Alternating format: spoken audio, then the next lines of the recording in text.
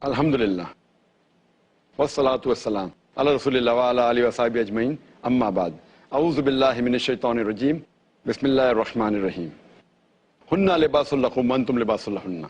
Rabbi shrah li sadri wa yassir li amri wahlul 'uqdatam min lisani yafqahu qawli.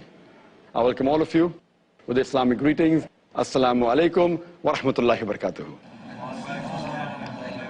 May peace, mercy and blessings of Allah subhanahu wa ta'ala be on all of you. Today we are going to have a special session by the name Better Half or Bitter Half. And you're most welcome to ask any questions related to marriage, to nikah, regarding how to choose a life partner, how to conduct a nikah, what are the pros and the cons, about married life, the problems, the good things, the do's, the don'ts, the halals, the harams. Most welcome to ask any questions regarding before you say I do, or before you say Kabul hai, or before you say I accept it, as well as after you say I do, or Kabul hai, or after you say I accept it. You're most welcome to ask any questions so that you get the best life partner, so that you can decide whether the relationship you're going into, whether it's a wedlock or a padlock. So brothers and sisters, you're most welcome to ask any questions on the topic of marriage. Assalamu-alaikum. Wa alaikum assalam wa rahmatullahi wa barakatuh. I wanted to ask if a Muslim can get married to a virtuous non-Muslim. Sister asked the question that can a Muslim get married to a virtuous non-Muslim? First, you need to understand what is the definition of virtue and what is the definition of non-Muslim. The most important factor of virtue is, it is Tawheed, believing in oneness of Allah subhanahu wa ta'ala.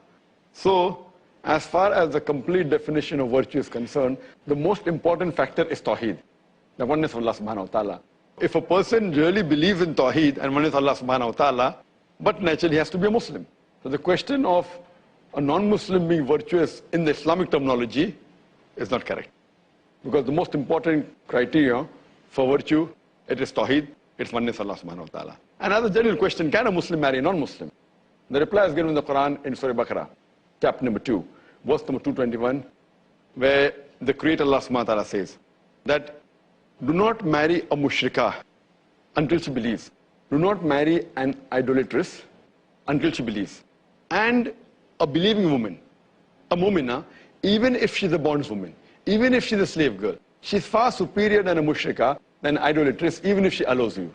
That means according to the Quran, a Muslim woman, even if she's a bondswoman, even if she is poor or ugly, is far superior than a mushrikah, than idolatress, even if she allows you. She may be the most beautiful woman in the world, she may be the richest woman in the world, but a woman is far superior to a mushrikah. Similarly, the verse continues that don't let a Muslim woman, a Muslimah, should not marry a mushrik, should not marry an idolater until he believes. A believing man who is a bondsman, who is a slave man, who is a servant, is far superior than a mushrik even if he allows you. He may be the most handsome man in the world. He may be the most richest man in the world. He may be Richard Gere. He may be the king. But a mu'min, a believing man who has iman, is far superior than a mushrik, than an idolater. So based on this verse of the Quran, a Muslim or a Muslimah is prohibited to marry a mushrikah or a mushrik. So in this context, a Muslim woman or Muslim man cannot marry a mushrik or non-Muslim, in short. Hope that answers the question. Assalamu-alaikum. Walaikum What assalam. should the wife do if the husband prevents her from doing Islamic activities like Islah and Dawah? If a husband prevents a wife from doing Islamic activities like Dawah, Islah, what should be done? First, you should see the reason, try and analyze why the husband doesn't want the wife to do Dawah or Islah.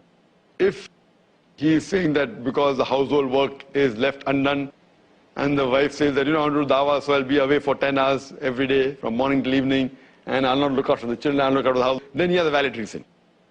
But as long as the wife takes care of all the responsibilities, a basic faraiz, that is looking after the house, looking after the children, taking care of the basic needs of the husband, and then she goes for Islamic activities without causing loss to the household activities, then I feel the husband should not prevent.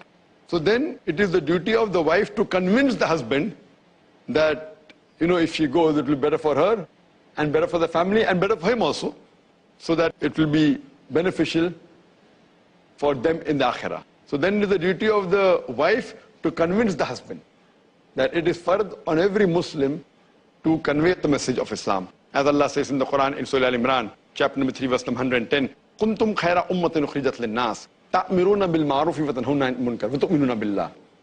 Allah says, ye Muslims, ye are the best of peoples evolved for mankind, enjoying what is good and forbidding what is wrong and believing in Allah. Allah is calling us the Khaira Ummah because we enjoy what is good and forbid what is wrong. If we do not enjoy what is good and do not forbid what is wrong, we aren't fit to be called as Khaira Ummah. We aren't fit to be called as Muslims. It is fard on every Muslim to convey the message of Islam to others. The same message is repeated in Surah Al-Asr, chapter number 103, verse number 1 to 3, where Allah says, Wal Asr, Innal insana lafi khusr, illa alladhina amanu, wa amilu salihati, wa tawasaw bil haqqi wa tawasaw bis sabr.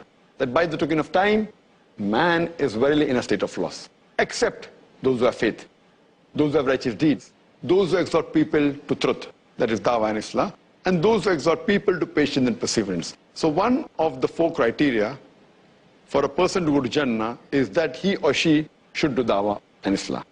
If they do not do under normal circumstances, according to Surah Al-Asr, they shall not enter Jannah. So I feel it is the duty of the wife to convince the husband that he too should involve in dawah activities, Islam activities. If not a full-time da'i, at least a part-time da'i when he comes back from office, or at least during the weekends, during the holidays.